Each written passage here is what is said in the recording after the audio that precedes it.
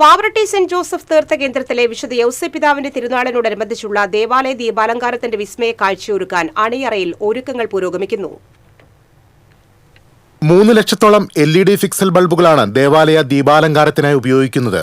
ഷാർപ്പികളും LED ബാർലൈറ്റുകളും ദേവാലയ ദീപാലങ്കാരത്തിന് ചാരുതയേകാനുണ്ടാകും. AI digital സാങ്കേതിക സംവിധാനങ്ങൾ ഉപയോഗപ്പെടുത്തിയാണ് ശതോത്തര സുവർണ ജൂബിലി വർഷത്തിൽ തിരുനാളിനെത്തുന്ന തീർത്ഥാടകർക്ക് ദീപക്കാഴ്ച ഒരുക്കുന്നതെന്ന് തിരുനാൾ ദീപാലങ്കാര കമ്മിറ്റി കൺവീനർ CJ വിൻസെന്റ് പറഞ്ഞു.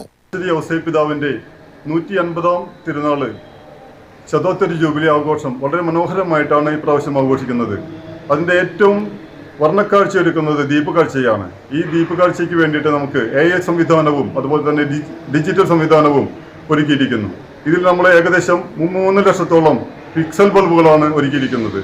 ഇത് സംവിധാനം ചെയ്ത് ഒരുക്കുന്നത് CJ ലൈറ്റ് ആൻഡ് സൗണ്ട് ആണ്. വളരെ മനോഹരമായ രീതിയിൽ ദീപക്കാഴ്ചകൾ ഒരുക്കുന്നതും അവയെ കാണാൻ എത്തുന്ന എല്ലാ ഭക്തജനങ്ങളെയും സഹർഷം സ്വാഗതം ചെയ്യുകയാണ്.